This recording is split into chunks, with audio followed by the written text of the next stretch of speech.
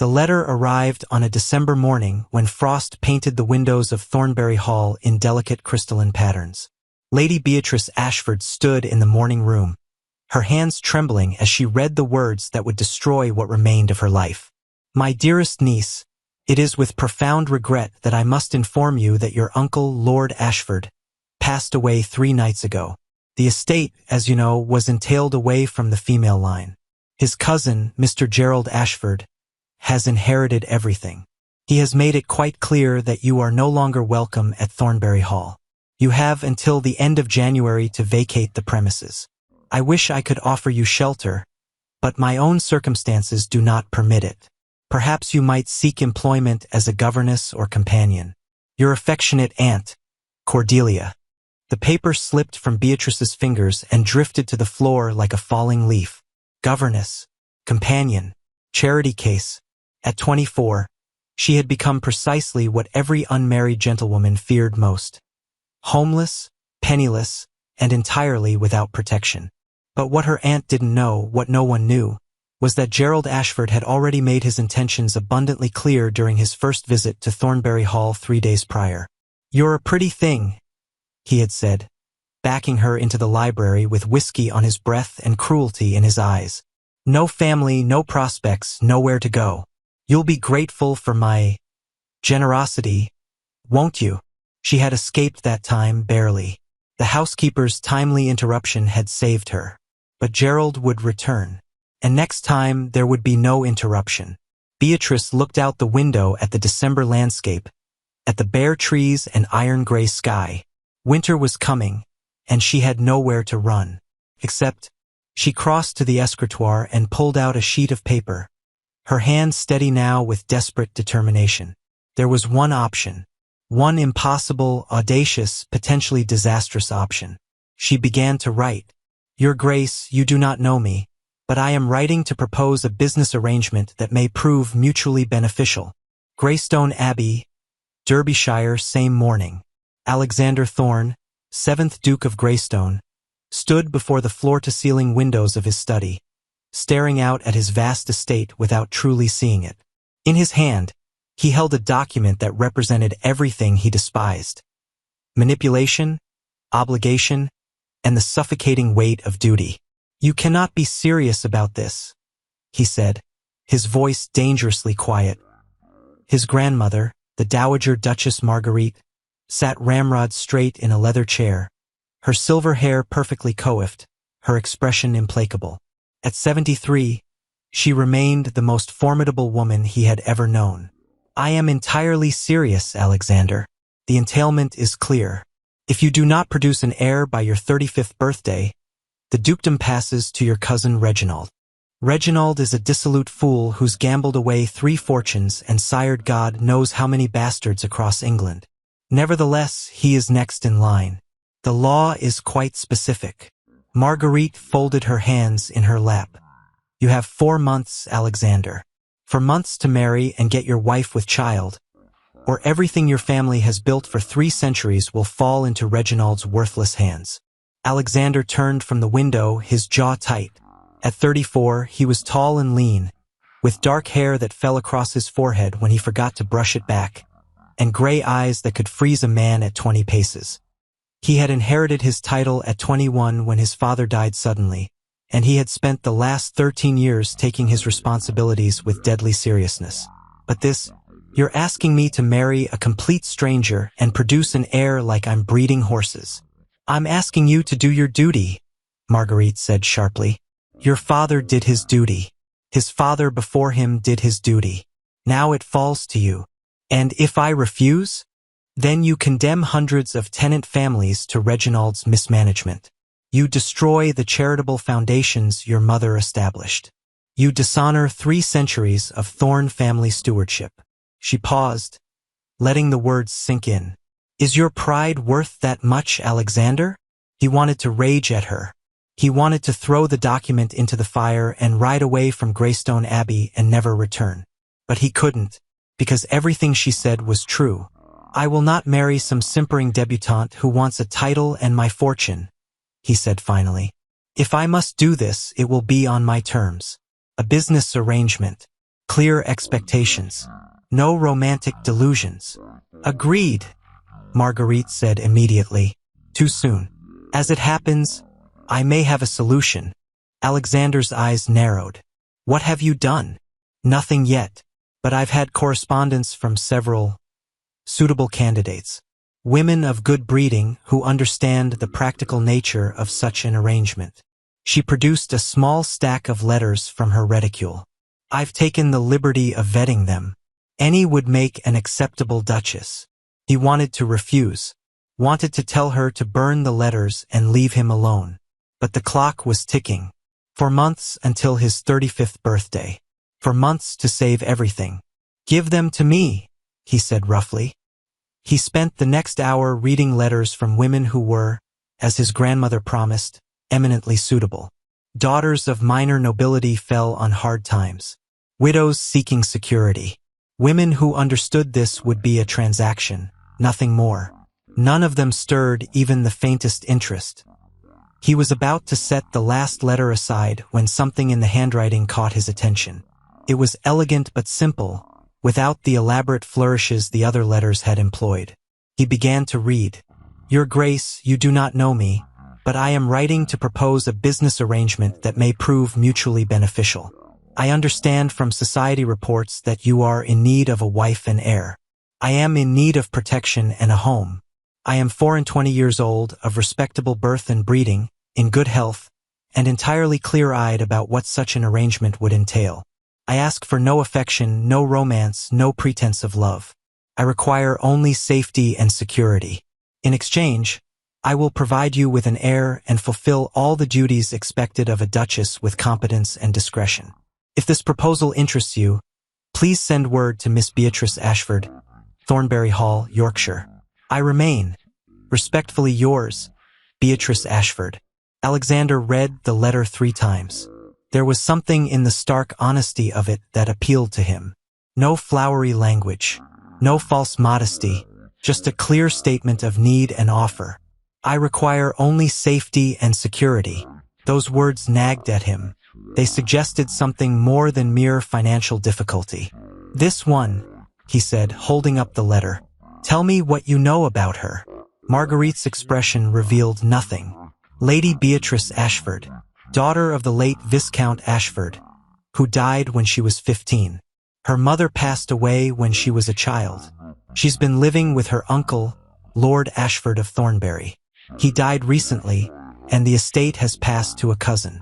From what I understand, her situation is precarious.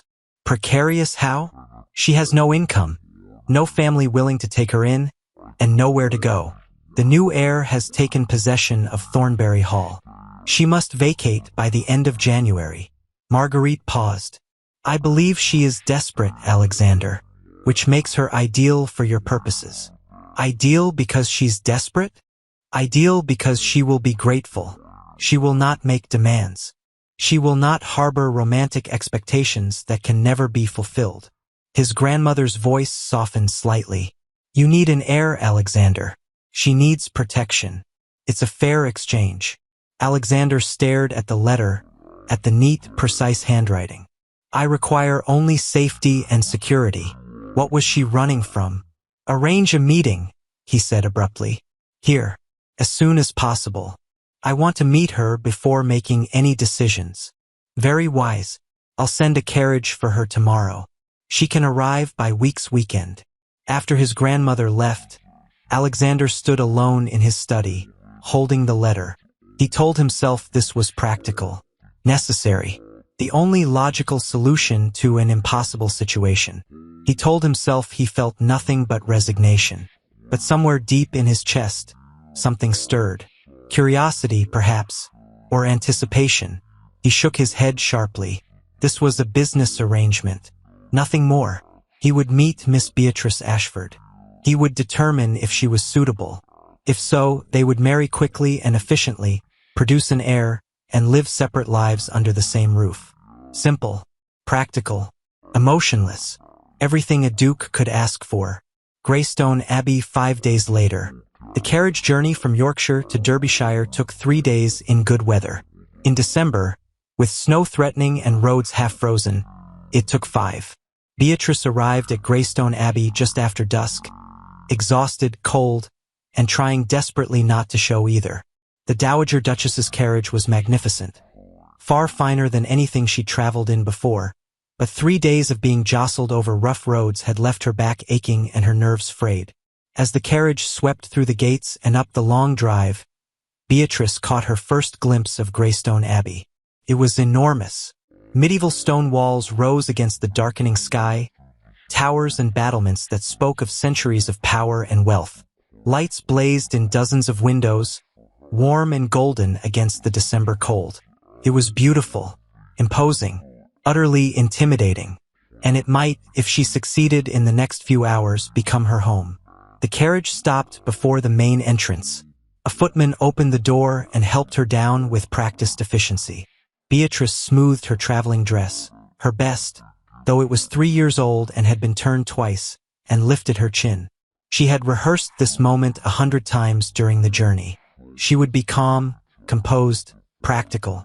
She would make it clear she understood exactly what this arrangement entailed. She would prove herself suitable. The massive front doors opened, and a distinguished butler appeared. "Miss Ashford, welcome to Greystone Abbey. I am Thornton. His Grace is expecting you in the library. Please, follow me." Beatrice stepped into an entrance hall that took her breath away. Marble floors, soaring ceilings, a grand staircase that curved upward like something from a dream. Portraits lined the walls, generations of thorns staring down with varying degrees of severity. This was a mistake. She didn't belong here.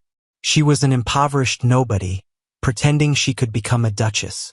But then she thought of Gerald Ashford's hands reaching for her, his breath hot on her neck, and her resolve hardened.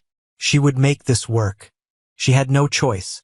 Thornton led her through corridors that seemed to go on forever, finally stopping before a set of double doors. "The Duke will join you shortly," he said, opening the doors to reveal a library that was easily 3 times the size of the one at Thornbury Hall. Books lined every wall, floor to ceiling. A fire crackled in an enormous hearth. Deep leather chairs were positioned near the windows, and a massive desk dominated one end of the room. Beatrice walked slowly inside, drawn to the books despite her nervousness. She tilted her head to read the spines. Philosophy, history, agricultural treatises, poetry, Byron, Wordsworth, Coleridge. "Do you read, Miss Ashford?" She spun around. The Duke of Greystone stood in the doorway, and Beatrice's carefully prepared composure wavered. She had expected someone older, severe, perhaps slightly dissolute, given his apparent desperation for an heir. Instead, Alexander Thorne was tall and lean, with broad shoulders beneath his perfectly tailored coat. Dark hair fell across his forehead in a way that suggested he'd been running his hands through it. His face was all sharp angles, high cheekbones, straight nose, strong jaw, and his eyes were a penetrating gray that seemed to see straight through her. He was, she realized with dismay, devastatingly handsome. And he was studying her with the same intensity she'd been studying in his library. "Yes, Your Grace," she managed, finding her voice. "I read a great deal. Philosophy." He nodded toward the shelf she'd been examining. "Sometimes, I prefer history personally, and poetry, though I know that's expected of ladies." "Is it?" He moved into the room with easy grace, closing the door behind him. "I found most ladies claim to enjoy poetry but have never actually read beyond Byron's most scandalous passages." Despite her nerves, Beatrice felt a spark of irritation. "Then you've been speaking with the wrong ladies, Your Grace." One dark eyebrow rose. "Have I indeed? Byron is brilliant, but his personal life shouldn't overshadow his work. Wordsworth captures emotion in nature better than anyone. Coleridge's imagery is haunting. And if you want true passion, read Mary Wollstonecraft." Mary Wollstonecraft wrote philosophy, not poetry. "She wrote the truth," Beatrice said, "which is better than either." For a long moment, Alexander simply stared at her.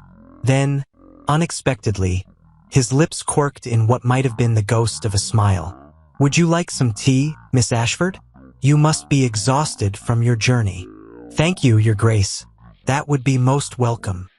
He rang for tea, then gestured to one of the chairs near the fire. Beatrice sat, acutely aware of his eyes on her as he took the seat opposite. My grandmother tells me you understand the nature of this arrangement, he said without preamble. I believe so, Your Grace.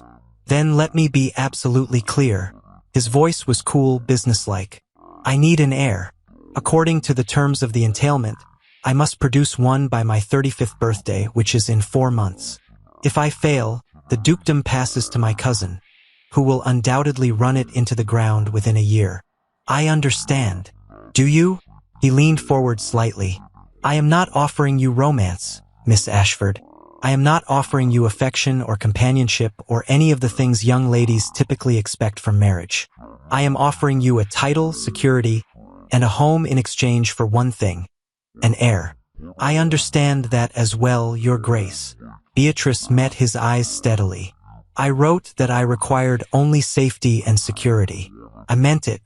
I have no expectations of affection. I'm not a romantic girl dreaming of love. I'm a practical woman facing an impossible situation. And that situation would be? Here it was, the moment she would have to reveal just how desperate she truly was. My uncle died 3 weeks ago, she said, keeping her voice level. The estate was entailed to his cousin, Mr. Gerald Ashford. I have been ordered to vacate Thornbury Hall by the end of January. I have no income, no family willing to take me in, and no prospects for employment that would provide adequate protection. Protection from what? Alexander's eyes had sharpened. Beatrice hesitated. How much should she reveal? Would the truth make her seem damaged, unsuitable? But he had asked for honesty, and she needed him to understand why she was here, why she would agree to such a cold arrangement. Mr. Gerald Ashford has made it clear that he expects me to be grateful for his continued hospitality, she said carefully. He has suggested that there are ways I might earn my keep. The temperature in the room seemed to drop 10 degrees. I see, Alexander said, his voice deadly quiet. And has he acted on these suggestions? He tried once. The housekeeper interrupted. But he will try again. Beatrice forced herself to hold his gaze. I do not wish to be dramatic, Your Grace, but I believe if I remain at Thornbury Hall past January, I will not remain there as a guest. I will become something else entirely. Then you will not remain there. The words came out hard, final. If we proceed with this arrangement, you will leave Thornbury immediately. Tomorrow, if possible. Relief flooded through her so intensely she nearly swayed. Then you are willing to proceed? I want to be clear about expectations. Alexander stood and moved to the window, his back to her. We will marry quickly. Special license, no fuss, minimal guests. After the wedding, you will move into the Duchess's apartments. They adjoin mine. We will fulfill our obligations to produce an heir as expeditiously as possible. Beatrice felt heat rise to her cheeks but forced herself to remain composed. I understand. Once you are with a child, we will live separate lives. You will have your own household to manage, your own pursuits. I will not interfere with your activities, and I expect you will not interfere with mine. He turned back to face her. It will be, in every sense except legal, a business arrangement. That is acceptable to me, Your Grace. Is it? He studied her intently. You're 24. You'll be trapped in a marriage without love, bound to a man who can offer you nothing but security and a title. Are you truly certain you can accept that? Beatrice stood, meeting his eyes directly.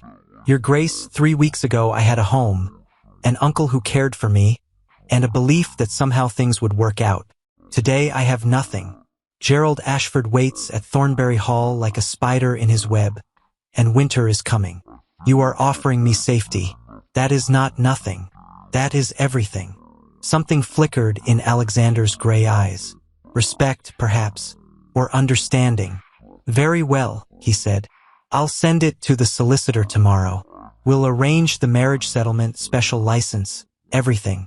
We can be married by week's weekend. So quickly. You said to yourself that winter is coming, Miss Ashford, and I have only 4 months. He moved back to stand before her, close enough that she had to tilt her head back to meet his eyes. Are you certain? Once we begin this, there's no going back. Beatrice thought of Thornbury Hall, of Gerald's hands, of winter nights with nowhere to go and no one to protect her. I'm certain, she said. Then we have an agreement. He extended his hand, formal and businesslike. Beatrice placed her hand in his. His fingers were warm, strong, and the touch sent an unexpected jolt through her. His eyes widened slightly, as if he'd felt it too.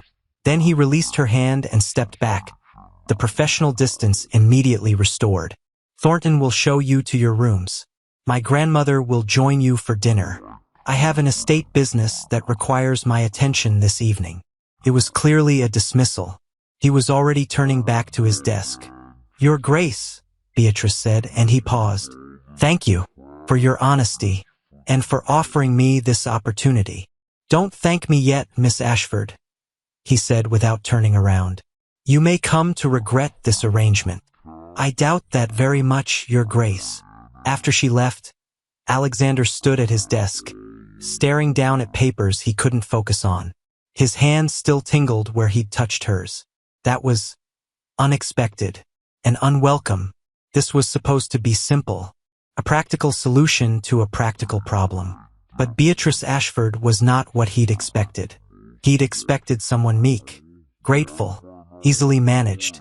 Instead, she'd stood before him with quiet dignity, discussing Wollstonecraft and meeting his eyes directly even while revealing her desperate situation. She was beautiful, he admitted to himself. Dark blonde hair, blue eyes that were intelligent and wary in equal measure, delicate features that somehow conveyed both vulnerability and strength. But beauty didn't matter. This wasn't about attraction. This was about duty. He would marry her, get her with a child, secure the succession. Then they would live separate lives, and he would never have to think about the way her hand had felt in his, or the flash of spirit in her eyes when she'd argued about poetry. Simple, practical, emotionless. So why did his hand still tingle? Greystone Abbey Chapel 6 days later. The wedding took place on a gray December morning in the Abbey's private chapel. Beatrice wore a gown of pale blue silk that the Dowager Duchess had commissioned for her, along with an entire wardrobe befitting a duchess. You cannot marry my grandson looking like a pauper, Marguerite had said briskly. It reflects poorly on the family. The gown was beautiful, far finer than anything Beatrice had ever owned. But as she stood before the altar with Alexander beside her, she felt like a fraud.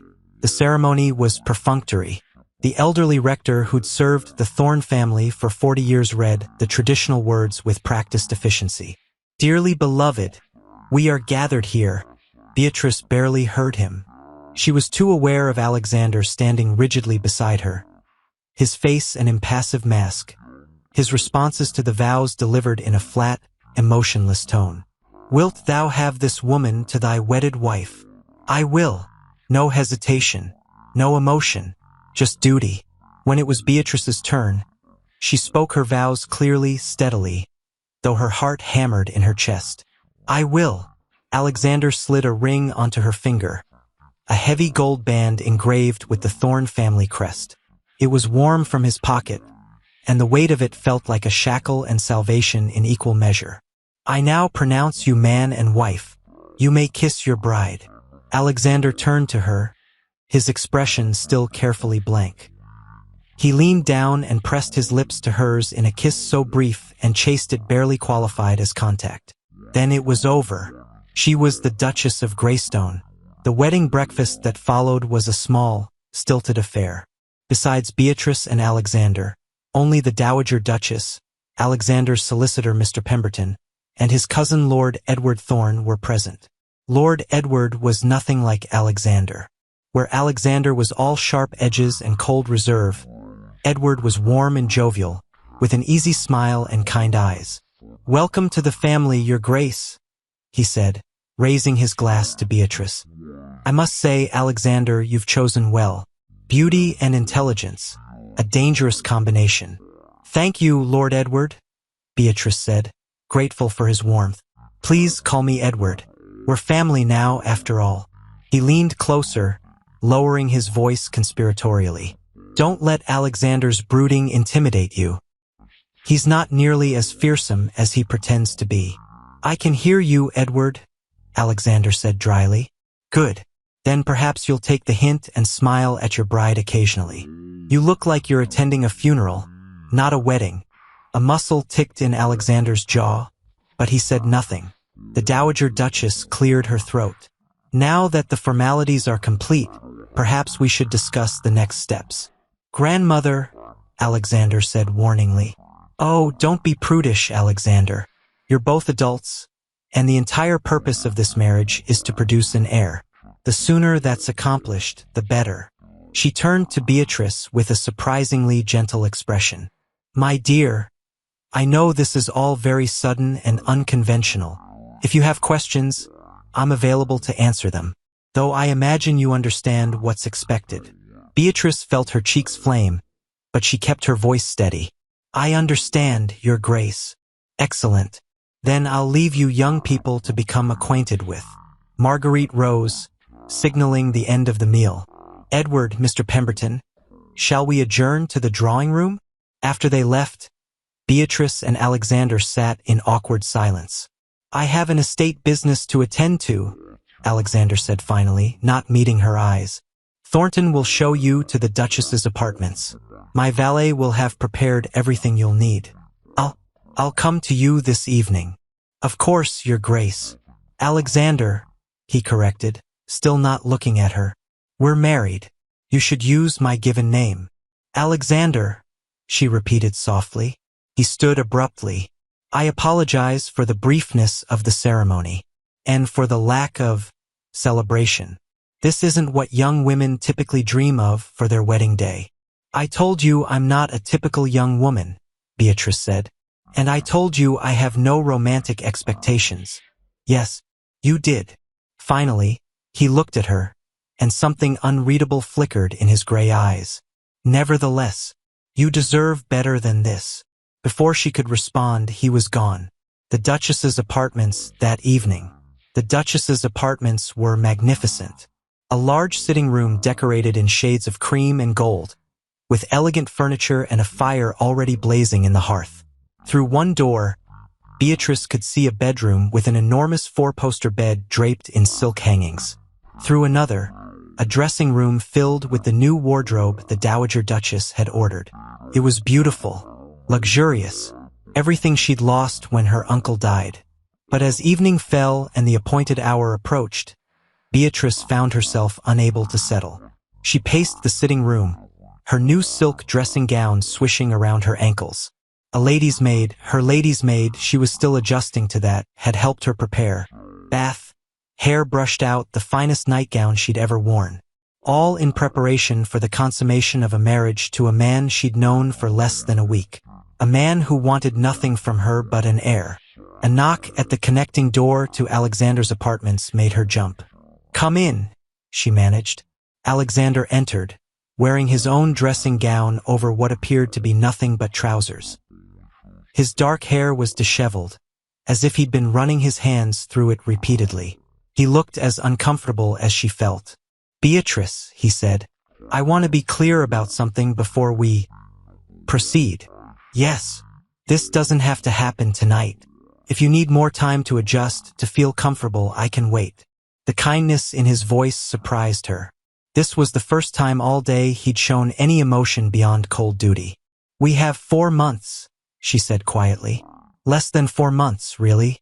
And you said to yourself we need to be expeditious. Nevertheless, I won't force this if you're not ready. Beatrice studied him. This complicated man who'd married her for purely practical reasons, but was now offering her a choice.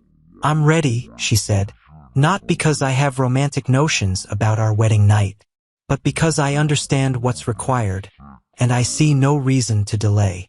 He nodded slowly. Very well. But Beatrice, I need you to understand something. I will try not to make it unpleasant for you. But I've never done this with the goal of reproduction rather than pleasure. I'm not certain I'll be particularly good at balancing both. Are you saying you've never? She trailed off, confused. I'm saying I've had lovers, he said bluntly. Women I cared about or at least desired. This is different. You're my wife, yes, but we barely know each other. It feels somewhat mechanical. Then perhaps, Beatrice heard herself say, surprising herself with her boldness, we should try to know each other a little better first. Alexander blinked. I'm not sure I follow. You said we'll live separate lives once I'm with child. That means we have perhaps a few weeks where we'll need to interact regularly. It might be easier if we weren't complete strangers. What do you propose? Talk to me.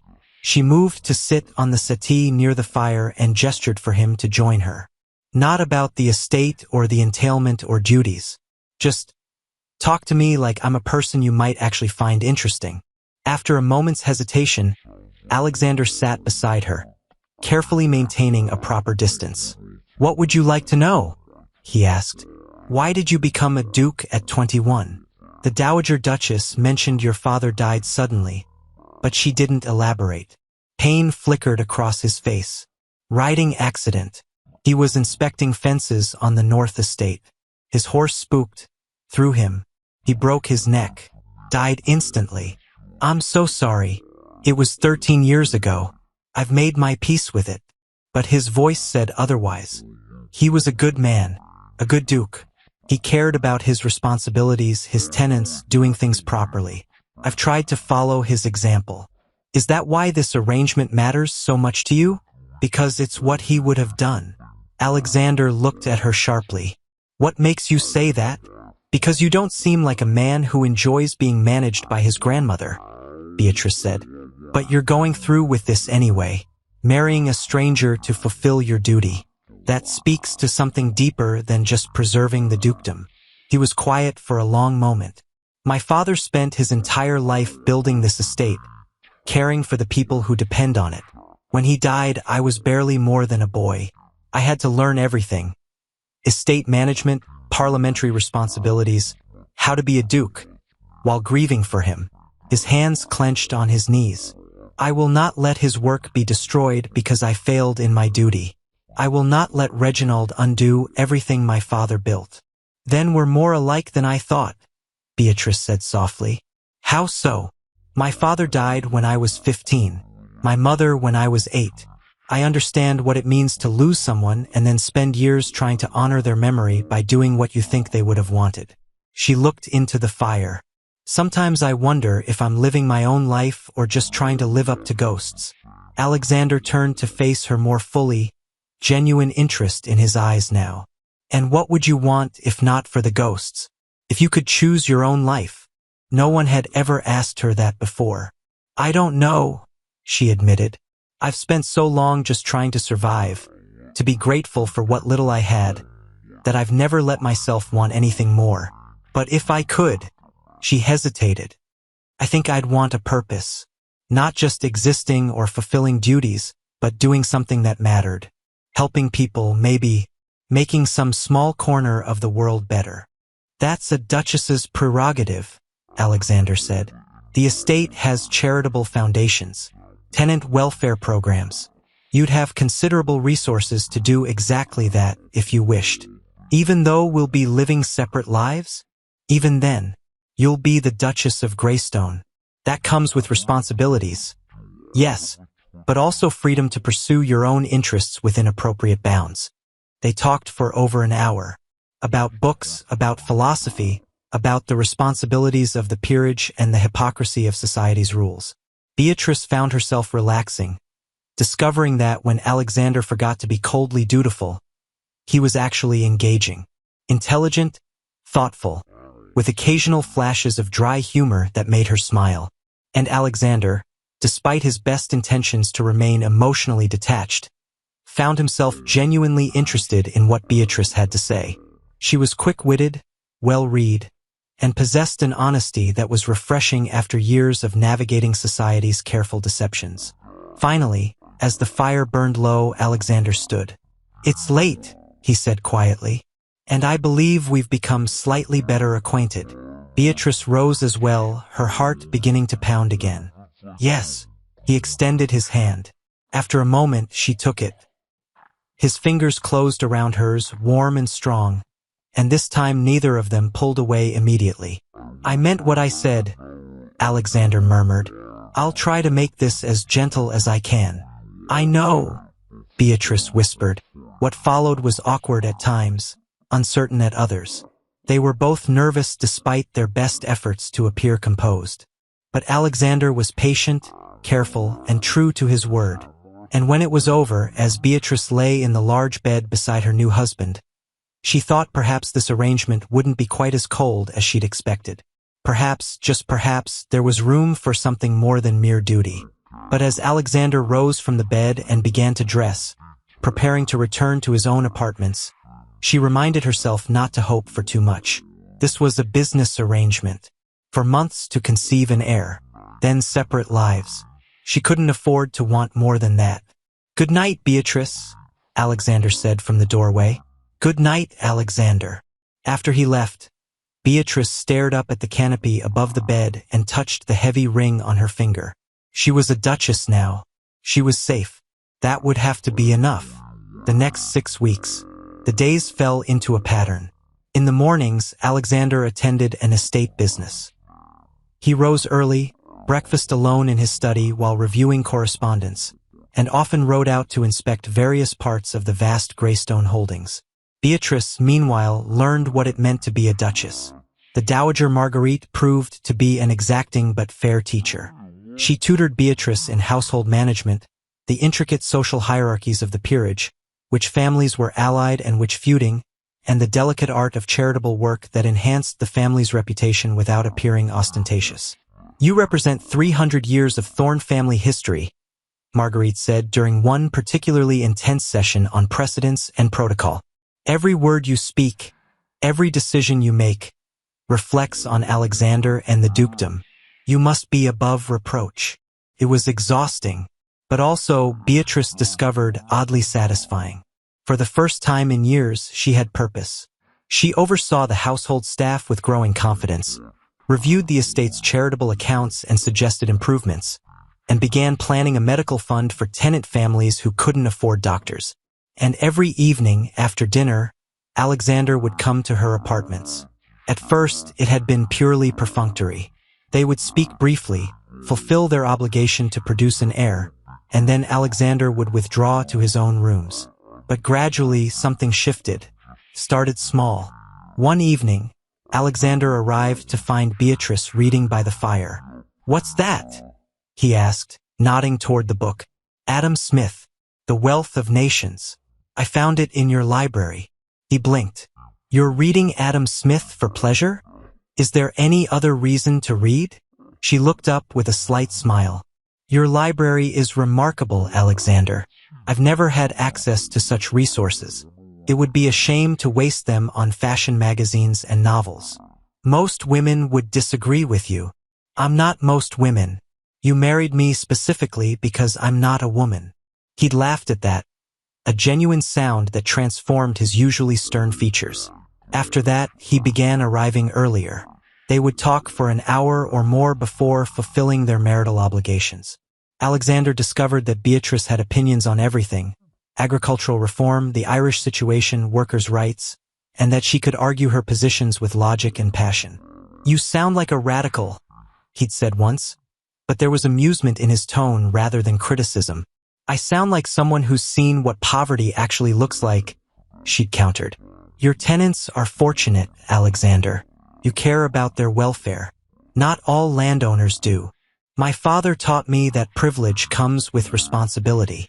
Then he taught you well." Another evening, Alexander had arrived looking particularly haggard. "Difficult day?" Beatrice asked. "Endless. The parliamentary session ran long.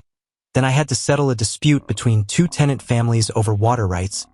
Then the steward informed me we need to replace the entire roof on the east wing." He'd run his hand through his hair in that gesture she'd come to recognize. "Sometimes I wonder if my father had any idea why he was leaving me." "Sit," Beatrice said, surprising herself. "Let me help." "Help how?" Tell me about the water dispute. Maybe talking through it will help you see a solution. He'd looked skeptical but complied. As he explained the complex situation, Beatrice listened carefully, asking clarifying questions. By the end, they'd worked out a compromise that satisfied both families. You should have been a diplomat, Alexander said, looking at her with something like wonder. That's the first sensible solution anyone's suggested. I'm a duchess now, Beatrice replied. Isn't diplomacy part of the job? After that, Alexander began bringing his problems to her regularly. Estate matters, political dilemmas, difficult decisions. She didn't always have answers, but she listened, and somehow her presence made the burdens easier to bear. One particularly cold evening in late January, nearly 6 weeks after their wedding, Alexander arrived to find Beatrice wrapped in blankets by the fire, looking pale. Are you ill? He asked immediately, concerned. No, just cold. I can't seem to get warm today. Without a word, he'd left and returned minutes later with his own thicker blankets and a pot of hot tea. Here. He draped the blankets around her shoulders, then poured tea himself, adding sugar the way she liked it. Better. Yes, thank you. She'd looked up at him, surprised by the care in his actions. You didn't have to do that. You're my wife, he'd said simply. Of course I did. That night, after their usual intimacy, Alexander hadn't immediately left. Instead, he'd lingered, lying beside her in the darkness. Beatrice, he said quietly, may I ask you something? Of course. Are you happy? Here, as happy as you can be, given the circumstances of our arrangement. She'd considered the question carefully. I'm content, she said finally. More than content. I'm safe. I have purpose. I'm treated with respect and kindness. That's more than I dared hope for a few months ago. But are you happy? I don't know, she admitted. I've spent so long just surviving that I'm not sure I know what happiness feels like anymore. But this, she gestured vaguely at the room, at him. This is good, Alexander. Better than I expected. He'd been quiet for so long she thought he'd fallen asleep. Then, it's better than I expected too. A few nights later, disaster struck. Beatrice woke in the early hours of the morning with terrible cramping in her abdomen. She tried to ignore it, but the pain grew worse, accompanied by a warmth between her legs that made her heart sink with dread. She lit a candle with shaking hands and looked down. Blood. Not much, but enough. No. She wasn't even certain she'd been with child. It had only been 6 weeks, but the timing, the symptoms, she'd lost it. Lost Alexander's heir before she'd even known for certain it existed. The pain was physical, yes, but the emotional devastation was worse. She'd failed. Failed at the one task that was required of her. Beatrice. She looked up to find Alexander standing in the connecting doorway, apparently roused by the candlelight. He was in his shirt sleeves, hair disheveled from sleep. Then he saw her face, saw the blood on the sheets. What happened? He was across the room in an instant, kneeling beside the bed. Are you hurt? I think I was pregnant, she whispered. I think I've lost it. The color drained from his face. Lost it? Are you certain? No. But the symptoms. I should call for the doctor. Stay here, he commanded, then strode from the room shouting for servants. The next hours passed in a blur. The doctor was summoned from the village. Beatrice was examined, which was mortifying, and then left with orders to rest. It's difficult to be certain, Dr. Hendricks said to Alexander while Beatrice listened from the bed. She may have been in early pregnancy and miscarried, or it may simply be an unusually difficult monthly course. Either way, there's no permanent damage. She should rest for a few days, but she'll recover fully. After the doctor left, Alexander sat in the chair beside her bed, his face unreadable.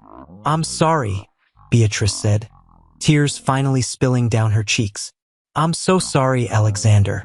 I failed you. Failed me? He looked at her as if she'd spoken a foreign language. Beatrice, you're hurt and frightened, and you think you failed me? We have so little time left and I...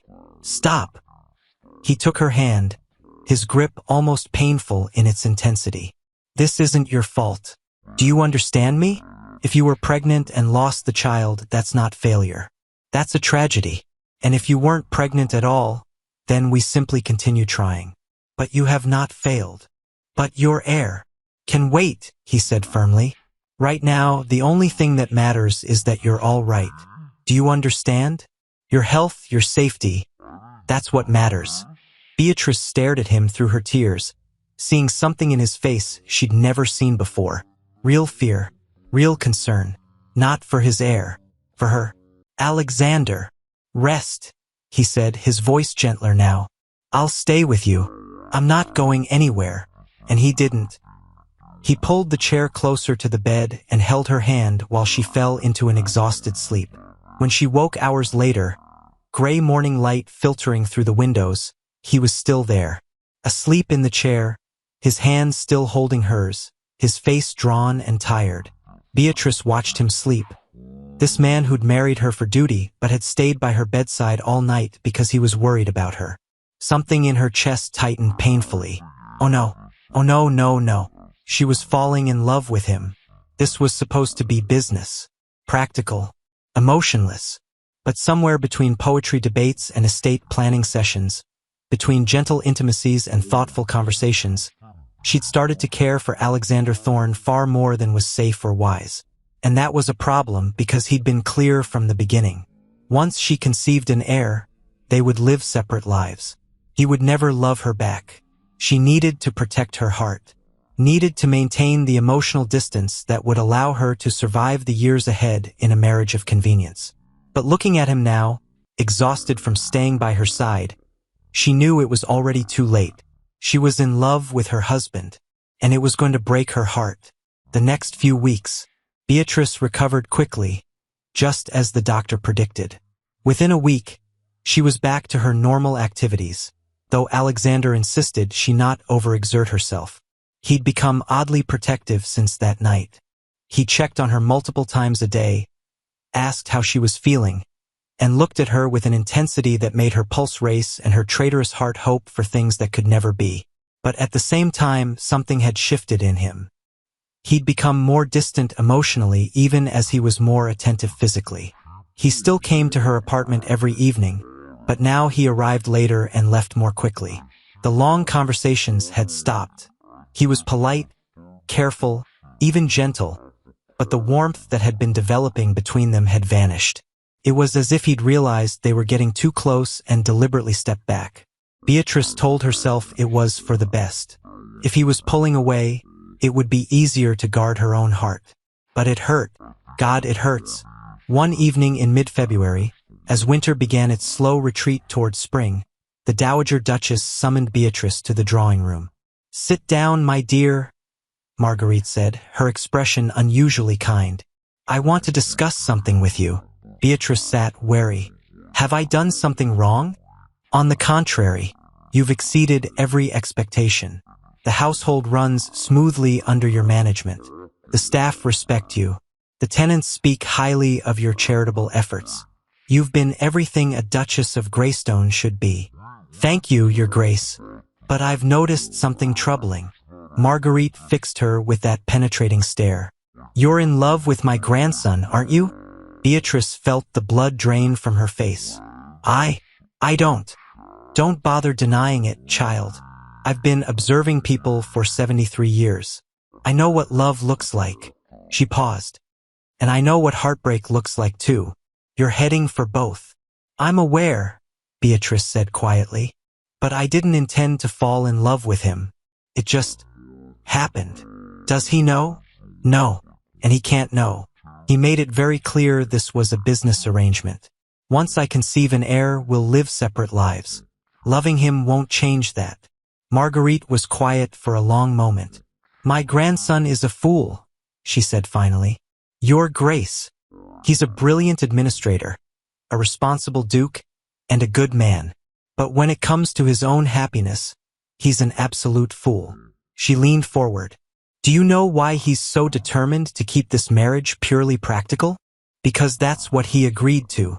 What we both agreed to. No, it's because he's terrified.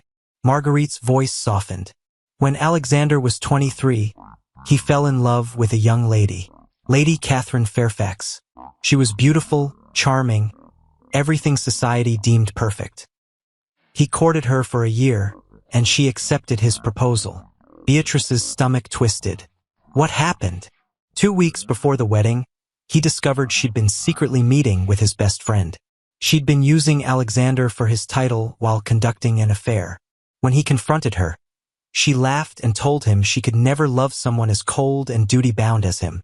She broke the engagement and married the friend within 3 months. That's horrible. It destroyed something in Alexander. He closed himself off emotionally, threw himself into his duties, and swore he'd never let himself be vulnerable again. Marguerite met Beatrice's eyes. That's why he proposed this arrangement. A marriage without love means a marriage where he can't be hurt. Then I have no chance, Beatrice whispered. If he's determined not to love anyone, there's nothing I can do. I didn't say that. A small smile played about Marguerite's lips. I said he's a fool, not that he's beyond hope. He cares for you, Beatrice.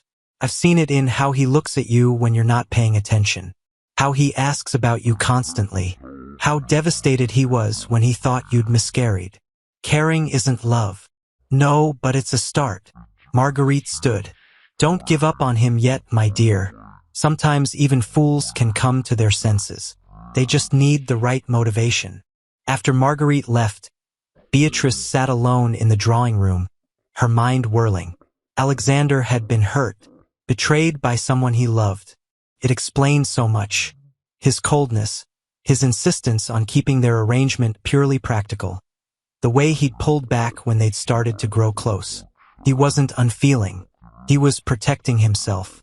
But knowing that didn't change her situation. He'd been clear about his intentions, and she had no right to demand more than he'd promised. Still, Marguerite's words echoed in her mind. Sometimes even fools can come to their senses. Perhaps there was hope after all. Or perhaps she was the fool, hoping for something that could never be. Late February, 8 weeks after the wedding. The announcement came from Lady Ashford via letter on a cold February afternoon. Beatrice was in the morning room reviewing household accounts when Thornton brought in the post. Among the usual correspondence was a letter bearing her aunt's seal.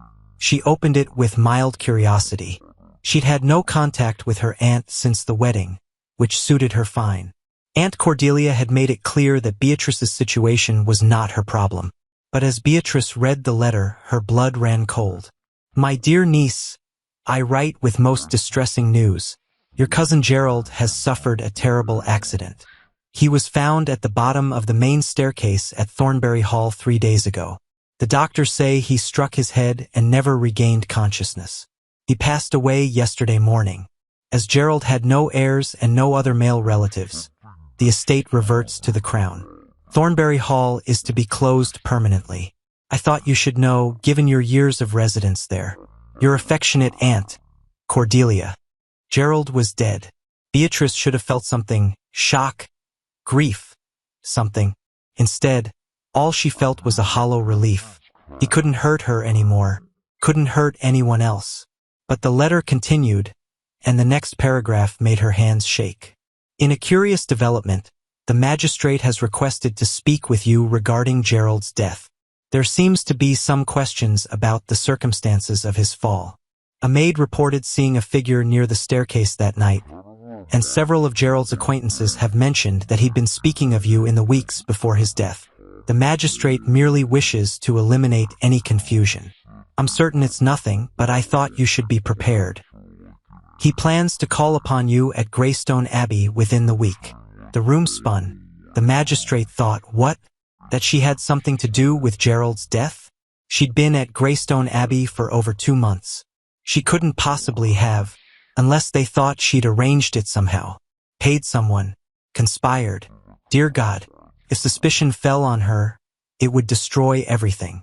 Her marriage, Alexander's reputation, the carefully built life she'd started to create here. And if they arrested her, tried her, women had been hanged for less. Your Grace, are you quite all right? She looked up to find the housekeeper, Mrs. Winters, watching her with concern. Yes, I'm fine. Just some unexpected news. Beatrice folded the letter with shaking hands. Is His Grace in the Abbey? He rode out to the North Fields this morning, Your Grace. He should return by luncheon. Thank you. Beatrice spent the next hours in an agony of waiting. She tried to focus on her tasks but couldn't concentrate. The letter burned in her pocket like an accusation. When Alexander finally returned, wind-blown and covered in a light dusting of snow, she was waiting in his study. Beatrice. He looked surprised to see her there. Is something wrong? She handed him the letter silently. He read it quickly, his expression darkening with each line. When he finished, he looked up at her with an unreadable expression. Gerald Ashford is dead, he said flatly. Yes. And the magistrate wants to question you. Yes. Did you have anything to do with his death? The question was direct, almost harsh. Beatrice's temper flared. Of course not. I've been here for 2 months. How could I possibly? I had to ask, Alexander said, his voice gentler now. I needed to hear you say it. You think I'm capable of murder? I think you were desperate enough to marry a stranger to escape him. I think you were terrified of what he might do to you. Alexander moved closer, his eyes searching her face. I think if you'd been cornered, afraid, defending yourself, I would understand. I didn't kill him, Alexander. I swear it. Then we have nothing to worry about. But his jaw was tight. The magistrate can ask his questions. You'll tell the truth. That's all. And if he doesn't believe me, if he decides I'm a suspect, then I'll hire the best solicitors in England to prove your innocence. You're the Duchess of Greystone now, Beatrice. That means something. You have protection. His certainty should have comforted her. Instead, it made her chest ache. He was protecting her out of duty, because she was his wife, his responsibility, not because he loved her. Thank you, she said quietly, for believing me. Always, he said, and something in his eyes made her breath catch. But before she could respond, he'd turned away, already calling for Thornton to send word to his solicitors. 3 days later, Magistrate Pemberley arrived on a gray, cold morning. He was a thin, severe man with sharp eyes that missed nothing. Alexander insisted on being present for the interview, and Beatrice was grateful for his solid presence beside her. Your Grace, Pemberley said to Beatrice, after the preliminaries were complete. I understand you resided at Thornbury Hall until recently. Yes, I lived there with my uncle, Lord Ashford, until his death. Then his cousin, Mr. Gerald Ashford, inherited the estate. And your relationship with Mr. Gerald Ashford was non-existent. He was a distant relation I'd never met before he took possession of Thornbury Hall. I see. And yet several witnesses report that Mr. Ashford spoke of you frequently in the weeks before his death. He told at least 3 people that you would regret refusing his generosity. Pemberley's eyes narrowed. What did he mean by that? Beatrice felt Alexander tense beside her.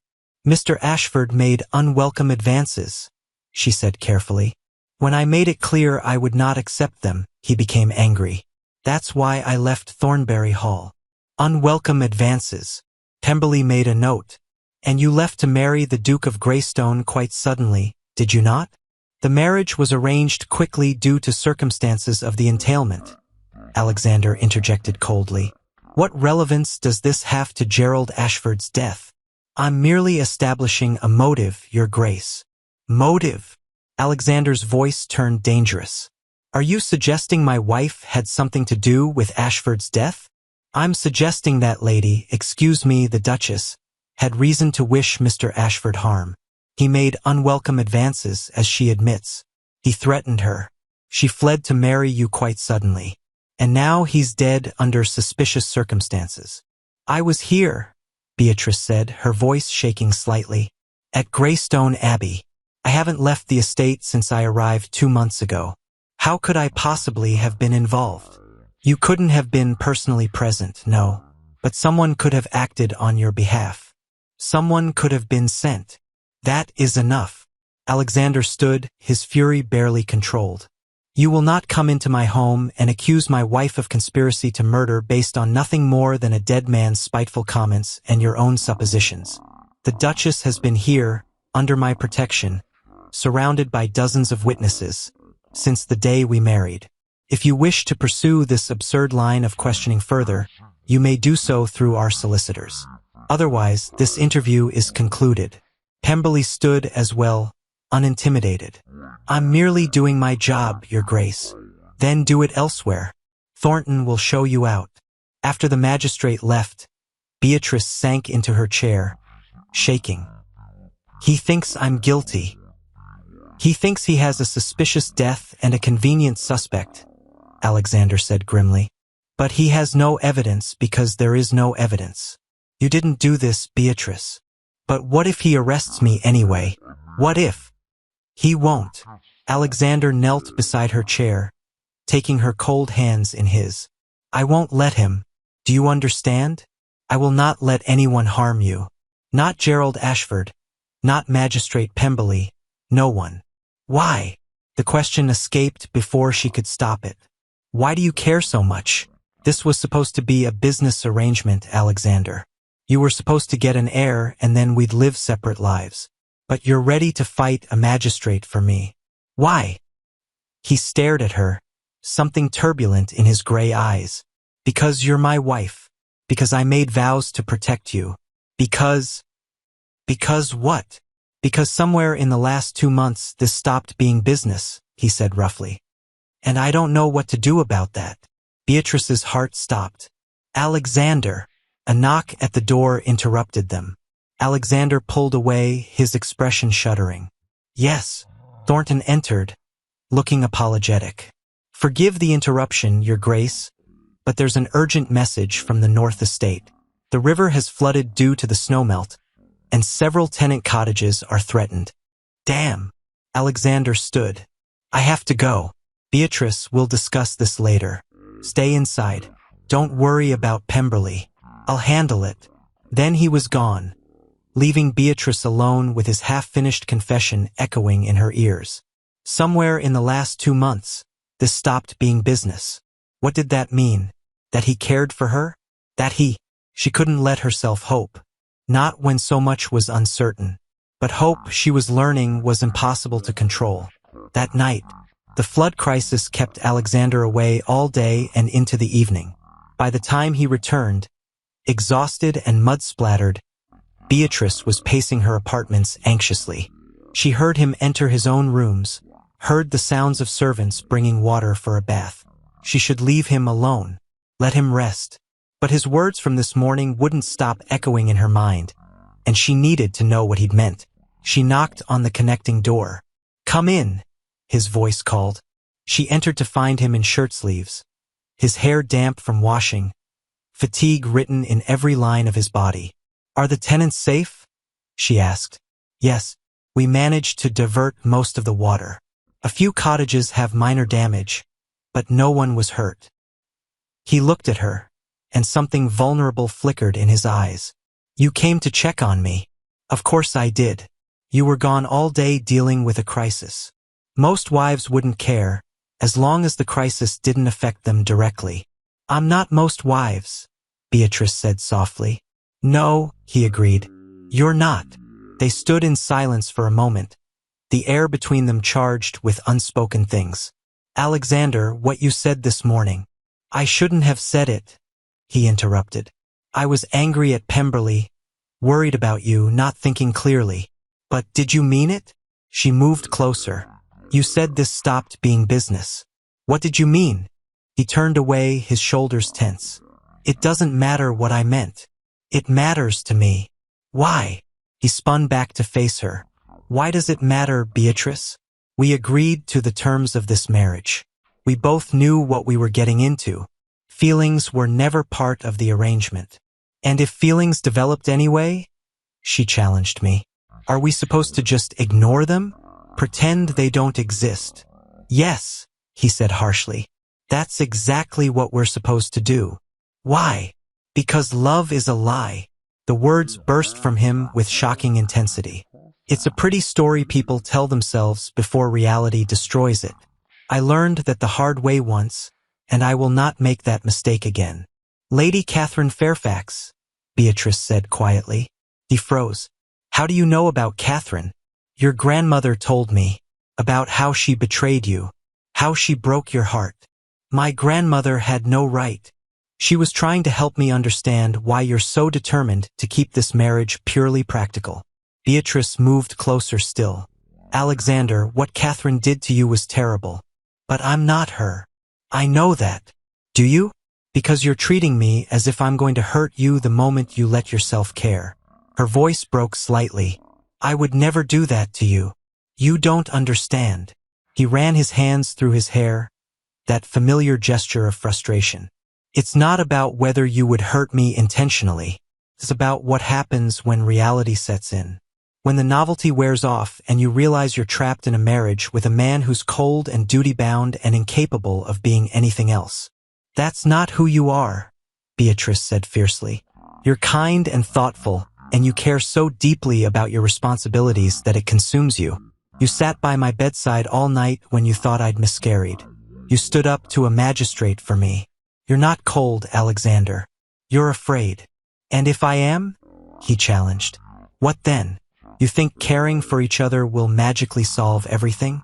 Make this marriage into something it was never meant to be. I think it already has, Beatrice said. Whether you want to admit it or not. The silence between them was deafening. I can't do this, Alexander said finally, his voice raw. I can't let myself love you, Beatrice. I can't be that vulnerable again. Then what are we supposed to do? She whispered. Spend the rest of our lives pretending? Living in the same house but separate lives. Always holding back. Always afraid. If that's what it takes to survive, yes. That's not surviving, Alexander. That's existing. There's a difference. He looked at her, and for a moment she saw everything he was feeling. Longing, fear, desire, desperation, all warring in his gray eyes. Then his expression shuddered. I need to rest. We can discuss this another time. It was a dismissal, clear and final. Beatrice felt something crack in her chest, but she held herself together. Of course. Good night, Alexander. She returned to her own apartments and closed the connecting door. Then, finally alone, she let herself cry. She'd been a fool. A romantic fool. Just like the girl who'd believed in fairy tales before life taught her better. Alexander had been clear from the beginning. He didn't want love. I didn't want emotional entanglement. And she'd gone and fallen in love with him anyway. Now she would spend the rest of her life married to a man she loved who would never let himself love her back. It was worse than being alone. It was being alone while standing next to someone you desperately wanted to be close to. Winter had passed. Spring was coming. But for Beatrice, it felt like winter would last forever. Early March, 10 weeks after the wedding. The following days were agonizing. Alexander withdrew completely, emotionally and physically. He stopped coming to her apartments in the evenings. He took his meals in his study. When they encountered each other in the halls, he was coldly polite and nothing more. It was as if their conversation had never happened. As if he'd decided the safest course was to pretend she didn't exist. Beatrice tried to focus on her duties. The household still needed managing. The charitable projects still required attention. But everything felt hollow now. 1 week after their argument, Beatrice woke feeling nauseated. She made it to the wash basin barely in time, retching miserably. When the wave passed, she stood there trembling, one hand pressed to her stomach. No. Not now. She waited 3 more days to be certain, but the symptoms persisted. Nausea in the mornings, exhaustion, tender breasts. She was pregnant. She should have felt triumphant. This was the goal after all, the entire purpose of their marriage. Instead, she felt hollow, because once Alexander knew she was carrying his heir, their marriage would be over in every meaningful sense. He would have what he needed. There would be no reason to interact at all. She would spend the next 6 months growing his child, then the rest of her life raising it, while Alexander lived his separate life just down the hall. It was everything they'd agreed to, and it was unbearable. She delayed telling him for 2 more days, desperately holding on to the illusion that they were still trying, that he might still come back to her. But on the 3rd day, the Dowager Duchess summoned her. "You're pregnant," Marguerite said without preamble. "Don't bother denying it. I've borne 3 children. I recognize the signs." "Yes," Beatrice admitted. "I believe so. Have you told Alexander?" "Not yet." "Why not? This is what he's been waiting for. What you've both been working toward." "I know." Beatrice looked down at her hands. "That's why I haven't told him. Because once I do, it's over. The marriage becomes exactly what he wanted it to be from the beginning. Practical, distant, empty." Marguerite studied her for a long moment. "You love him." "Yes. And he loves you, though he's too much of a stubborn fool to admit it." "It doesn't matter if he loves me," Beatrice said quietly. "He'll never let himself acknowledge it. He's too afraid of being hurt again." "Then perhaps," Marguerite said thoughtfully, "he needs a reason to face that fear." "What do you mean?" "Tell him about the pregnancy, but don't accept his withdrawal. Don't let him hide behind duty and distance. Make him confront what he's throwing away." "I've tried. He won't listen." "Then make him listen." Marguerite's voice turned fierce. "Fight for him, Beatrice. Fight for your marriage. Because if you don't, you'll both spend the rest of your lives regretting what might have been." That evening, Beatrice found Alexander in his study, as usual, reviewing estate documents by candlelight. She didn't knock, simply opened the door and walked in. "Beatrice." He looked up, surprised. "Is something wrong?" "I'm pregnant," she said without preamble. The pen in his hand froze. "You're certain?" "As certain as one can be without a doctor's confirmation. But yes, all the signs are there." For a moment, pure joy flashed across his face. Then it was gone, replaced by that careful, neutral mask he'd perfected. "That's excellent news," he said formally. "We should send for Dr. Hendricks tomorrow to confirm. And you'll need to rest more. No more long hours managing the household." "We'll need to." "Alexander, stop," Beatrice interrupted. "Stop what?" "Stop treating me like a broodmare whose only value is the child I'm carrying." Her voice shook with emotion she could no longer contain. "Stop pretending you don't feel anything. Stop hiding behind duty and obligations and fear." "Beatrice, I love you," she said, and watched him flinch as if she'd struck him. "I know that wasn't part of our arrangement. I know you don't want to hear it. But I love you, Alexander. I've loved you for weeks now. And I think you love me too. But you're too afraid to admit it." "Love has nothing to do with this marriage," he said harshly. "We agreed." "I don't care what we agreed." The words burst from her. "I don't care about the arrangement or the terms or any of it anymore. Care about you, about us, about the fact that we could have something real and meaningful, but you're too terrified to reach for it. And you're too naive to understand that love doesn't last." Alexander stood, his control finally cracking. "You think because we've had pleasant conversations and I've been kind to you that means something permanent? It doesn't.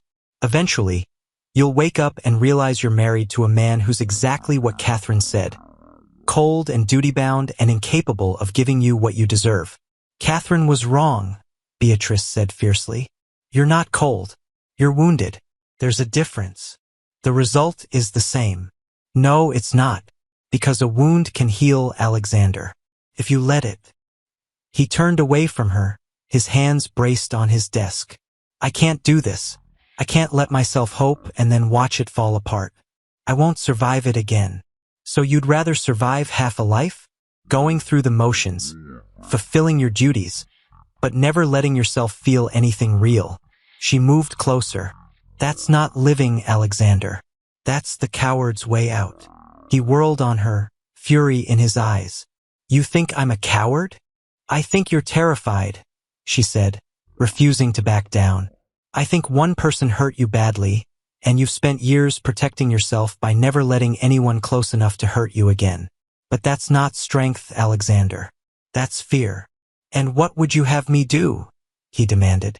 "Throw caution to the wind? Bare my heart and hope you don't destroy it." "Yes," Beatrice said simply. That's exactly what I'm asking you to do.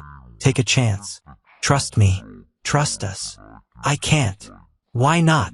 Because if I let myself love you, Alexander said, his voice breaking, and you leave, whether you mean to or not, it will destroy me.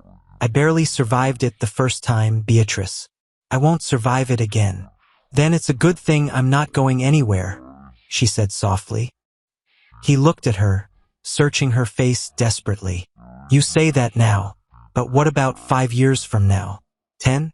When the novelty has worn off and you're trapped in a marriage with a man who can barely express emotion, then I'll still be here, Beatrice said. Loving you, building a life with you, raising our children. I'm not Catherine, Alexander. I won't leave when things get difficult. I won't betray you. I'll be here, for better or worse, in sickness and health, until death do us part.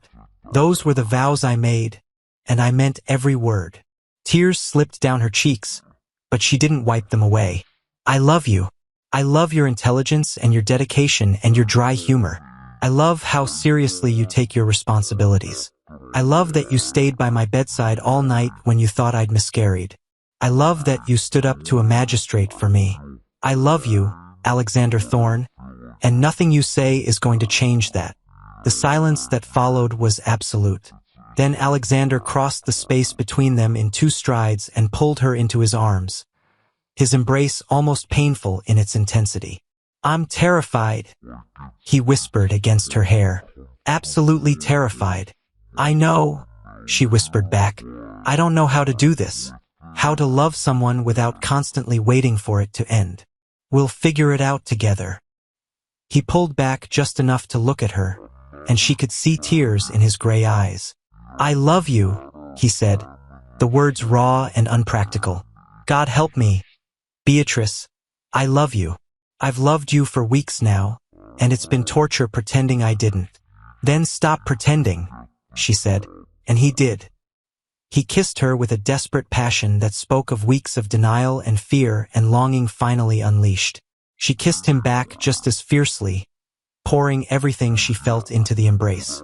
When they finally broke apart, both breathing hard, Alexander rested his forehead against hers. I don't deserve you, he murmured. Yes, you do. You absolutely do. I'm going to make mistakes. I'm going to mess this up. There will be times when I retreat behind my walls because it's the only way I know how to cope. Then I'll be patient. I'll wait until you're ready to come out again. She cupped his face in her hands. I'm not asking for perfection, Alexander. I'm asking for honesty, for effort, for a real partnership instead of a business arrangement. You'll have it, he promised. All of it. Everything I have to give. He kissed her again, slower this time, tender and full of promise. Take me to bed, Beatrice whispered. Not because we're trying for an heir, not because it's our duty, because we love each other. Yes, Alexander breathed. God, yes. What followed was nothing like their previous encounters, those careful, dutiful couplings designed solely for reproduction. This was passion and tenderness and desperate need all woven together. They took their time, learning each other's bodies anew. Now that emotion was allowed to be part of it. Alexander worshipped every inch of her with hands and mouth and whispered words of love that he'd held back for so long. Beatrice met his passion with her own, finally free to show him how much she wanted him, loved him, needed him. When they came together, it was with an intensity that left them both shaking. And afterward, as they lay tangled in the sheets, Alexander held her close. His hands splayed protectively over her still flat stomach where their child grew. I can't believe I almost threw this away, he said quietly. I almost convinced myself I didn't need you. You're a stubborn man, Beatrice said with a tired smile. It's one of your more challenging qualities. I prefer to be persistent. Stubborn. Persistent. He kissed the top of her head. But you're right. I was a coward. I let fear control me instead of facing it. You faced it tonight, because you didn't let me hide. You forced me to confront what I was doing. His arm tightened around her. Thank you for that, for not giving up on me. Never, Beatrice promised. I'll never give up on you, Alexander. They fell asleep like that, wrapped around each other, no longer separated by walls of fear and pride. The next morning, Beatrice woke to find Alexander still beside her, watching her with an expression so soft and full of wonder that it made her chest ache. "Good morning," she whispered. "Good morning, my love." He said the endearment carefully, as if testing how it felt, then smiled. "I like that, being able to call you that. I like it too. How are you feeling? Any nausea?" "A little, but manageable. I'll have cook prepare something gentle for breakfast. And we're sending for Dr. Hendricks today. I want to make absolutely certain you and the baby are healthy." His hand moved to her stomach again, that protective gesture she was beginning to love. "Our baby. God, Beatrice, we're going to be parents. Terrifying, isn't it?" "Absolutely." But he was smiling. Wonderfully, amazingly terrifying. They spent the morning together, something they'd never done before. Alexander insisted Beatrice rest, but when she protested that she wasn't an invalid, they compromised. She would rest in his study while he worked so they could be together. It was domestic and comfortable and perfect. Dr. Hendricks arrived in the afternoon and confirmed what they already knew. Beatrice was approximately 10 weeks pregnant. All signs indicated a healthy pregnancy, though he cautioned her to rest and avoid undue stress. "Congratulations, your graces," he said warmly. "This is excellent news for the duchy." After he left, the Dowager Marguerite appeared, looking insufferably pleased with herself. "Well," she said to Alexander, "I see you've finally come to your senses. Were you involved in this?" Alexander asked suspiciously. "I merely gave your wife some advice. What she chose to do with it was entirely her decision." "You're a meddling old woman." "I'm a meddling old woman who's about to become a great-grandmother." Marguerite smiled at Beatrice. "Thank you, my dear, for saving my foolish grandson from himself." A few days later, news of the pregnancy spread through the household quickly. The staff was delighted. Messages of congratulation poured in from neighboring estates. But there was one piece of unfinished business. Magistrate Pemberley returned. This time he looked considerably less confident. "Your graces," he said, when Thornton showed him into the drawing room where Beatrice and Alexander sat together. Pointedly together, Alexander's hand holding hers. "I wanted to inform you that the investigation into Mr. Gerald Ashford's death has been concluded." "Indeed," Alexander said coolly. "Yes, it appears Mr. Ashford had been drinking heavily on the night of his death. Several witnesses confirmed he was intoxicated when he went upstairs. The maid who reported seeing a figure near the staircase was questioned further. She now admits she saw Mr. Ashford himself, stumbling in the darkness. There's no evidence of foul play. So my wife is cleared of any suspicion," Alexander said flatly. "There was never any real suspicion, Your Grace. Merely questions that needed to be answered." Pemberley had the grace to look slightly embarrassed. "I apologize if my inquiries caused distress. I was simply being thorough." "You were looking for a convenient suspect," Alexander said coldly, "and you chose to harass my wife despite having no evidence. I trust this experience has taught you to be more careful about casting aspersions on duchesses." "Yes, Your Grace. Absolutely." Pemberley practically fled from the room. After he left, Beatrice sagged with relief. "It's over. It's over," Alexander confirmed, pulling her into his arms. "Gerald Ashford is dead. The investigation is closed. You're safe." "We're safe," she corrected. "All three of us." Her hand moved to her stomach. "All three of us," he agreed, his hand joining hers. Late October, 7 months later. The labor began in the early hours of a crisp autumn morning. Beatrice woke to cramping pain that was unmistakable. She'd been expecting it for days. The baby was due any time now, but the reality of it still made her breath catch. "Alexander," she whispered, shaking him awake. He was up instantly, alert and terrified in equal measure. "Is it time?" "Yes." The next hours were a blur of activity. Dr. Hendricks was summoned. The midwife arrived. The Dowager Duchess appeared to provide support and manage the chaos. And Alexander refused to leave. "Your Grace, it's not customary for husbands to be present during childbirth," the midwife said disapprovingly. "I don't give a damn about custom," Alexander replied. "I'm staying." So he stayed. He held Beatrice's hand through every contraction. He wiped her brow with cool cloths. He whispered words of encouragement and love even when she was too exhausted to respond. And when their son finally arrived, squalling and perfect, Alexander wept openly. "He's beautiful," he breathed, as the midwife placed the cleaned and wrapped baby in Beatrice's arms. "Beatrice, he's perfect. We made him," she said, tears streaming down her face. "We made a person, Alexander. We did." He leaned down to kiss her forehead, then gazed at their son with wonder. "What shall we name him?" They discussed names for months, unable to agree on anything. But looking at her son now, Beatrice knew. "Thomas," she said, "after your father." Alexander's eyes filled with fresh tears. "Are you certain? Your father was a good man who taught you about responsibility and duty and caring for those under your protection. I want our son to carry on that legacy." "Thomas Alexander Thorne," Alexander said softly. "Viscount Ashby, future Duke of Greystone." Their son yawned, unimpressed by his titles, and both parents laughed. "He has no idea what he's in for," Beatrice said. "We have years to prepare him," Alexander replied, "and to spoil him outrageously first." Over the next weeks, as Beatrice recovered and they adjusted to life with a newborn, Alexander proved to be a devoted father. He refused to hand Thomas over entirely to nurses, insisting on being involved in his son's care in ways that shocked the staff but delighted Beatrice.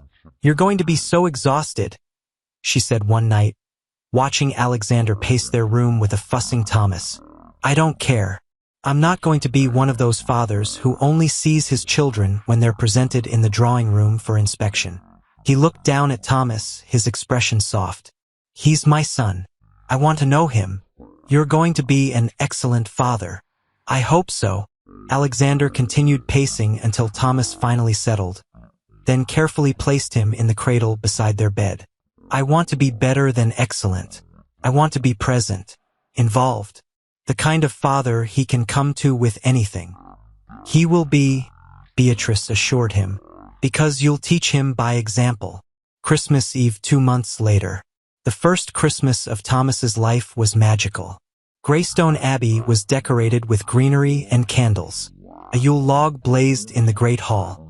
The tenants had been invited for their annual Christmas feast, a Thorne family tradition going back generations. Beatrice stood in the ballroom, Thomas in her arms, watching Alexander distribute gifts to the tenant children. He'd insisted on being personally involved, learning each child's name, asking about their interests. "Your husband is causing quite a stir," the Dowager Marguerite said, appearing at Beatrice's elbow. "The tenants aren't accustomed to a duke who actually speaks to their children. Alexander believes in doing things differently than his predecessors. A trait he learned from you, I suspect." Marguerite smiled at Thomas, who grabbed at her finger with a determined grip. "This one is going to be trouble. He has his father's stubbornness. And his mother's determination," Beatrice added. "Heaven help us all."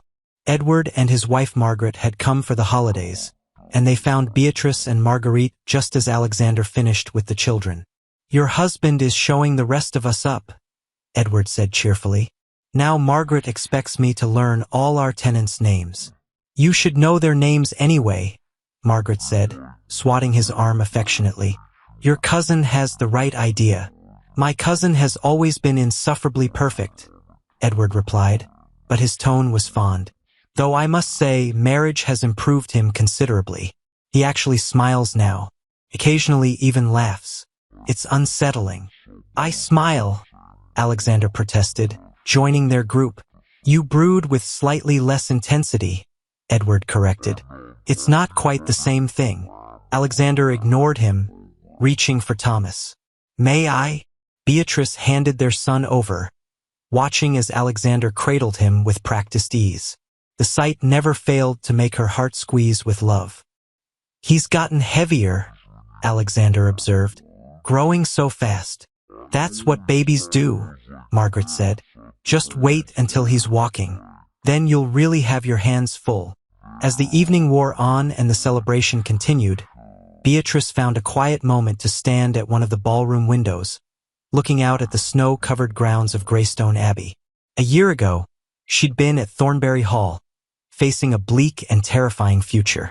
Gerald Ashford had been alive and threatening. Winter had been coming, and she'd had nowhere to run. Now she stood in her own home, her home, safe and loved and surrounded by family. It was hard to believe how much had changed. "What are you thinking about?" Alexander asked, coming to stand beside her. Thomas was asleep in his arms, tiny face peaceful. "How different everything is from a year ago," she said. "How impossible all of this would have seemed." "Are you happy?"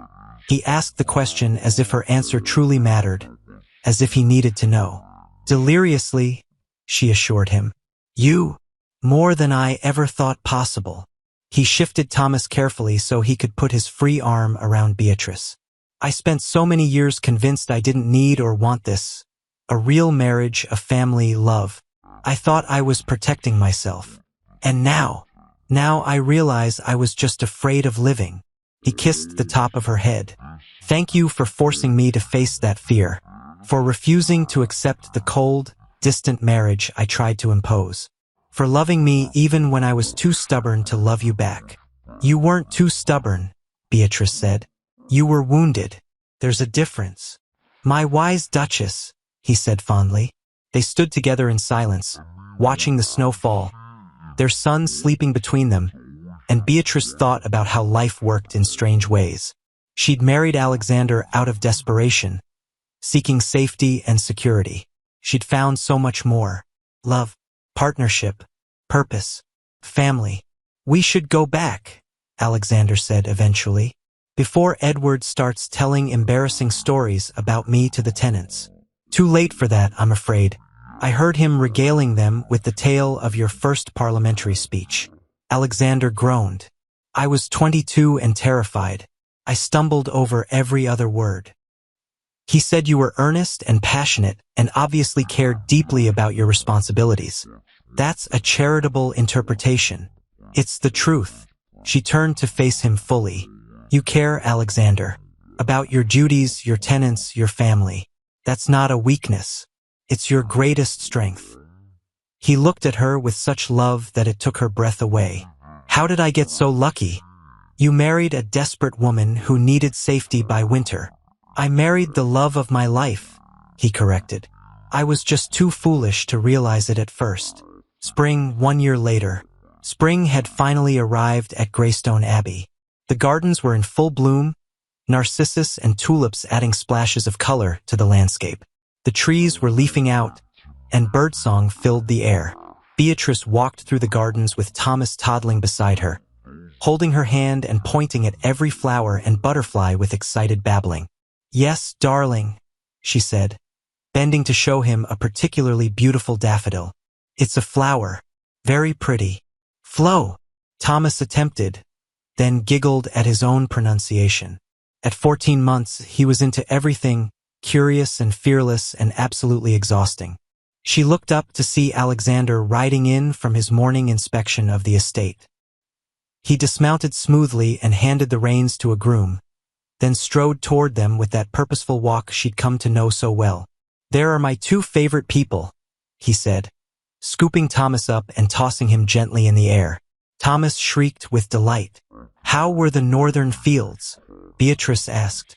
"Excellent. The new drainage system is working perfectly. We should have a very good harvest this year." He settled Thomas on his hip. "And how was your morning?" "Busy." Thomas managed to empty 3 entire shelves in the library. I found him sitting in a pile of philosophy texts, chewing on Aristotle. "A discerning palate." Alexander kissed her cheek. "I have something to tell you." "Oh, I received a letter from the Crown this morning. They've made a decision about Thornbury Hall." Beatrice tensed. She hadn't thought about Thornbury in months, but the mention of it still stirred uncomfortable memories. "What decision?" They're selling it. Asked if I wanted to purchase it as an investment property. He paused. I declined. You did. I thought about it carefully. Thornbury has revenue-generating potential, and it would round out our northern holdings nicely. But then I realized I didn't want to own the place where you were threatened and afraid. I don't want that darkness attached to our family. His free hand found hers. So I declined and recommended they sell it to the Ashworth family. They have holdings nearby. Beatrice felt tears prick her eyes. Thank you. For what? For understanding. For protecting me even from memories. Always, he promised. They walked together through the gardens, Thomas pointing at everything and naming things with his limited but growing vocabulary. I have something to tell you too, Beatrice said. What's that? She smiled up at him. I'm pregnant again. Alexander stopped walking, his eyes going wide. Are you certain? Yes. Dr. Hendricks confirmed it yesterday.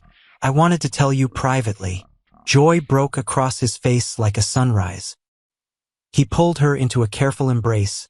Thomas squished between them and protested loudly. Another baby, Alexander breathed. Beatrice, that's wonderful. You're happy. I'm elated. He pulled back to look at her. Though I'm also terrified. One baby nearly did me in. How are we supposed to manage two? Together, she said simply. The way we manage everything. Together, he agreed. That evening, after Thomas was tucked into bed and the house had quieted, Beatrice and Alexander sat in the library. Their library now, a shared space where they spent most evenings together.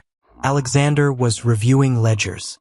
Beatrice was working on correspondence for her charitable foundation, which had grown significantly over the past year. Do you ever think about how this all started? She asked suddenly. He looked up from his papers. All the time. Sometimes I can barely remember being that desperate girl who wrote to a strange duke, begging for protection. Sometimes I can barely remember being that cold, closed-off man who thought a loveless marriage was the only safe option. Alexander set aside his work and moved to sit beside her. We've both changed so much. For the better? Unquestionably for the better. He took her hand, his thumb tracing patterns on her palm. You know what I realized the other day? What? I got everything I needed when I married you. An heir, security for the dukedom, fulfillment of the entailment. He paused. But I got something I never expected, never even knew I wanted.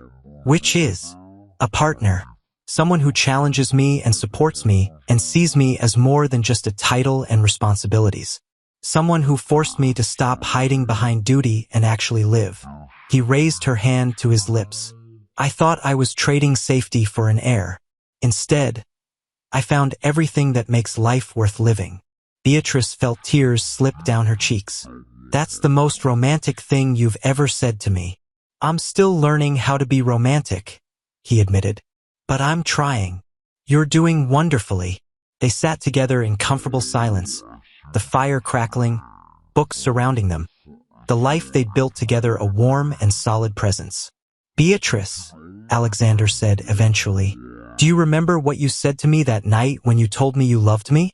When you forced me to face my feelings? Which part? You said that I was choosing to exist rather than live.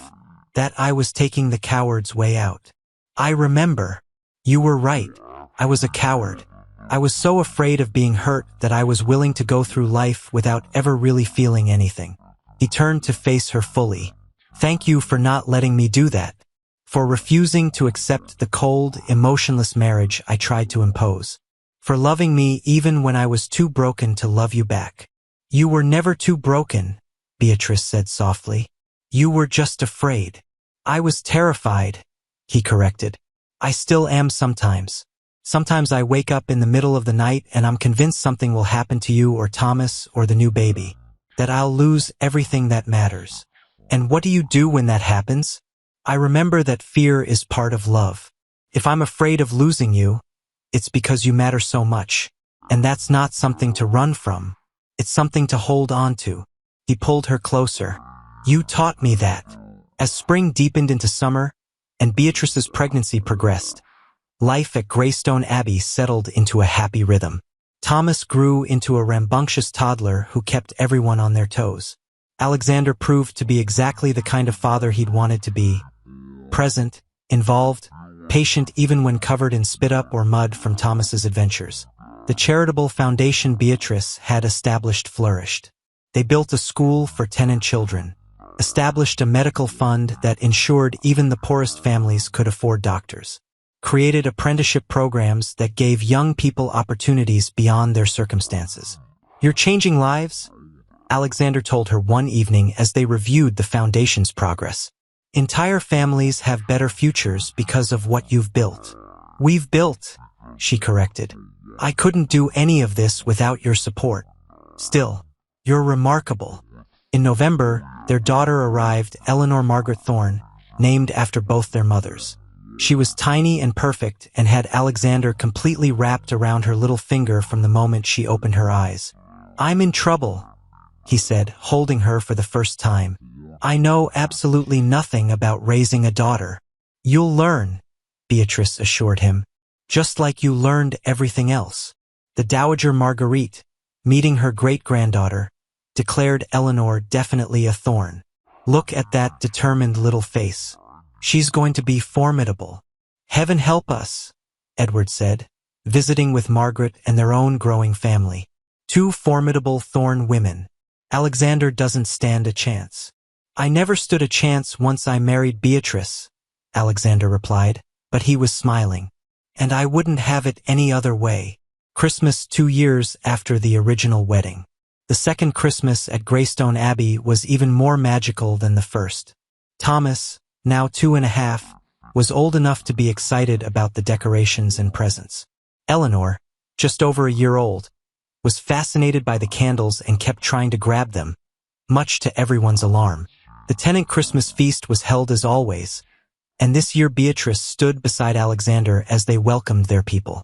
She was the Duchess of Greystone in truth now, not just in title but in confidence and bearing. She'd found her place here, found her purpose, and more importantly, she'd found love. As the evening wound down and they prepared to put the children to bed, Alexander pulled her aside into a quiet alcove. "I want to tell you something," he said. "What's that?" 2 years ago tonight, I was sitting in my study reading your letter, the one where you proposed our arrangement. I remember. I was so certain I had it all figured out. Practical marriage. Clear expectations. No emotional complications." He laughed softly. "I was such a fool." "No, you were protecting yourself." "Maybe, but thank God you didn't let me. Thank God you refused to accept the cold, distant marriage I tried to create." His hands cupped her face. "You saved me, Beatrice. From myself, from a half-life, from everything I didn't know I needed saving from." "We saved each other," she said. "I needed safety. You gave me that. But you also gave me so much more. Purpose, family, love, a real home. Then we're even." "Hardly." She smiled up at him. "You win. You gave me everything." "Including 2 children under 3 who never sleep through the night?" "Including that." He laughed and kissed her, sweet and lingering. From somewhere in the house, Eleanor's cry echoed. Thomas's voice joined in, protesting that he wasn't tired and shouldn't have to go to bed yet. "Duty calls," Alexander said ruefully. "Together?" Beatrice asked. "Always together." They walked hand in hand toward the nursery, toward their children, toward the beautiful, chaotic, imperfect life they'd built together. The Duke had needed an heir by spring. She had needed safety by winter.